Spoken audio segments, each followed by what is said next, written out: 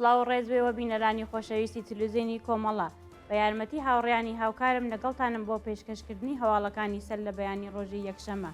سەرەتا سەردێڕی گرنگترین هەواڵەکان. دەست بەسەرکردنی شاخەوانێک لە شاری سنە. ناڕزایەتی کرێکارانی ئاو ئاوەڕۆی کۆکگورویە و بوویڕەحمەد لە نەدانی حەقدەستەکانیان. دەست بەسەرکردنی دوو شارومەندی بەلوچ لە شارەکانی زاهدان و سەرباز. دەست بەسەرکردنی دووبارەی جوانێکی پەیوەندیدار بە پەروەندەی شارێکی ئێکباتان. ئەگەری لە سێدارەدانی جوار بەندکراو لە زیندانەکانی ئەهواز. ژاراویبوونی لانیکەم هەفتا خوێندکار لە خابگای زانکۆی ڕەجایی. ناڕزایەتی شۆفێرانی تاکسی ناوشار و سرووسی قوتابخانە لە مەشهەد. و دوورخستنەوەی حەماس لە دۆحا بە داخوازی ئەمریکا.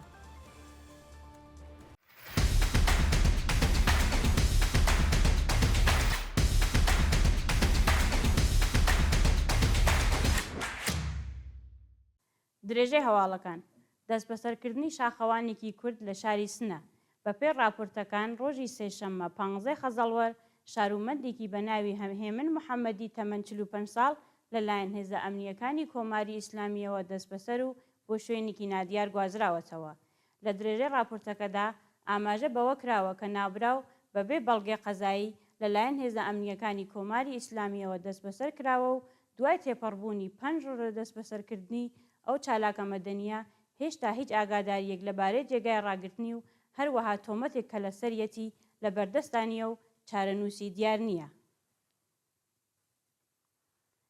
ناڕزایەتی کرێکارانی ئاو ئاوەڕۆی کۆکگوریە و بوویڕەحمەد لە نەدانی حەقدەستەکانیان.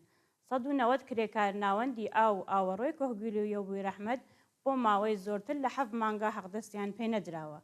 بەپێی زانیاریەکان ئەو کرێکارانە کە حەقدەستەکانیان پێنەدراوە بۆ بژێوی ژیانیان ڕوویان کردووەتە کاری دووهەم و هەروەها هەندێک لە کرێکاران کە توانای پێدانی پارەی هاتوو چوونیان بۆ شوێنی کارەکەیان نییە ناتوانن بشنە سەر کارەکانیان.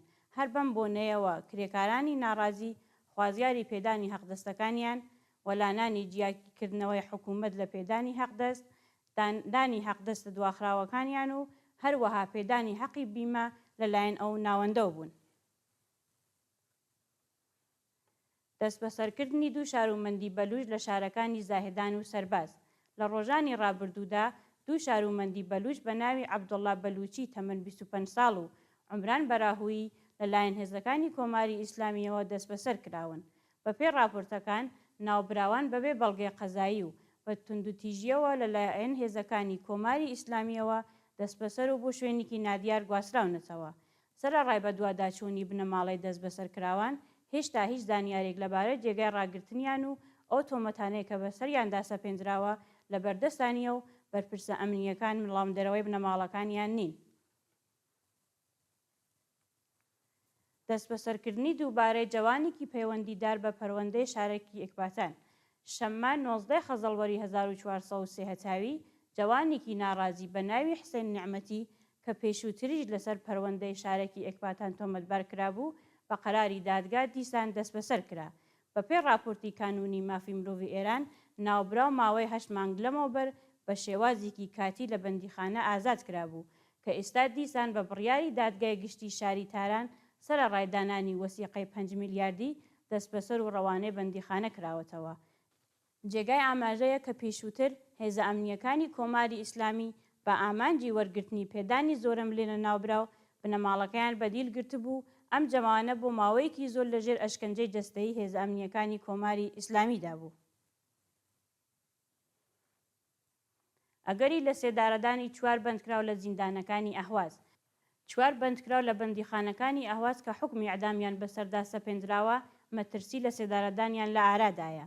بەپێی دوایین زانیاریەکان ناسناوی ئەم 4 بەندکراوە بەم شێوەیە: محەممەد ڕەزا موقەدەم تەمەن 32 ساڵ، موعین خەنفەری تەمەن 32 ساڵ، عەدنان غەبیشاوی تەمەن 28 ساڵ و عەلی موجەدەم تەمەن 41 ساڵ.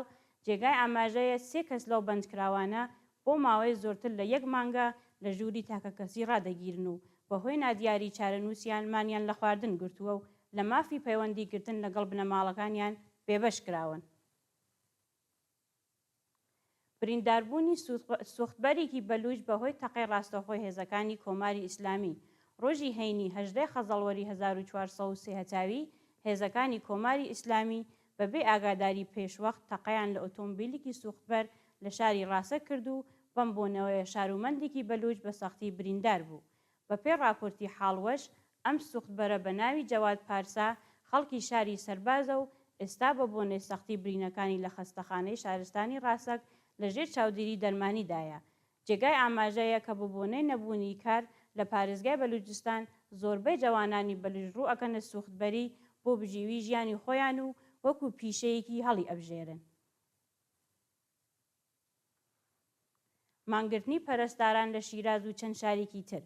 ڕۆژی 19 خەزەڵوەری 1403 هەتاوی پەرستارانی ناوەندە پزیشکیەکانی شیراز و چەند شاری تر بەهۆی جێبەجێ نەبوونی داواکاریەکانیان مانیان گرت.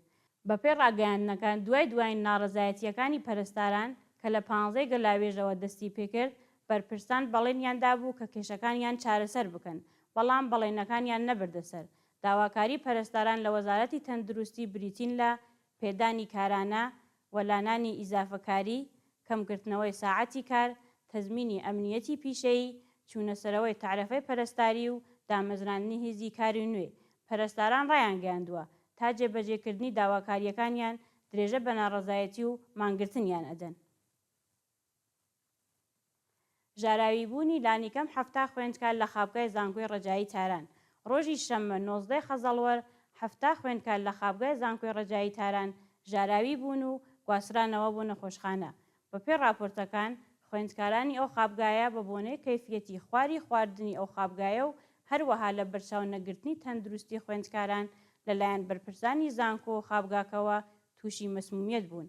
هەروەها جێگای ئاماژەیە کە بە هەمان شێوە لە زانکۆی سەنعەتی هەمەدان لە ڕێکەوتی 15 خەزەڵوەری 1403 هەتاوی 10 خوێندکاری ئەو زانکۆیە مەسموم بوون و ڕەوانەی نەخۆشخانە کراون.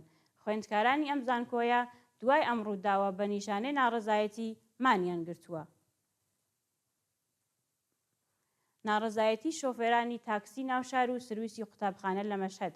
ڕۆژی شەممە 19 خەزەڵوەری 1403 هەتاوی ژمارەیەک شۆفێری تاکسی ناوشار و سرویسی قوتابخانە وەک ناڕەزایەتی بەرامبەر بە جێبەجێ نەکردنی داواکاریەکانیان لە مەشهەد کۆبوونەوە و ناڕەزایەتیان بەڕێوە برد.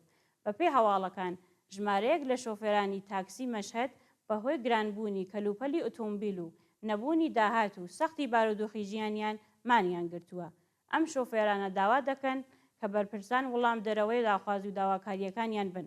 لە نێو گرفتەکانی ئەم شۆفێرانەدا دەتوانن ئاماژە بە بەرزبوونەوەی نرخەکان، زۆربوونی باج لەلایەن حکوومەتەوە، سەختی بارودۆخی ژیانیان و نەدانی حەقی بیمە بکەین. گیانەدەستان و برینداربوونی دەیان کەس بە بۆنەی تەقینەوەی بۆمێک لە پاکستان. بەیانی ڕۆژی شەممە 19 خەزەڵوەر بە بۆنەی تەقینەوەی بۆمێک لە وێستگەکەی قەتار لە شاری کوێیتەی پاکستان لانیکەم 22 کەس گیانیان لەدەستا و 30 کەسی دیکەش بریندار بوون.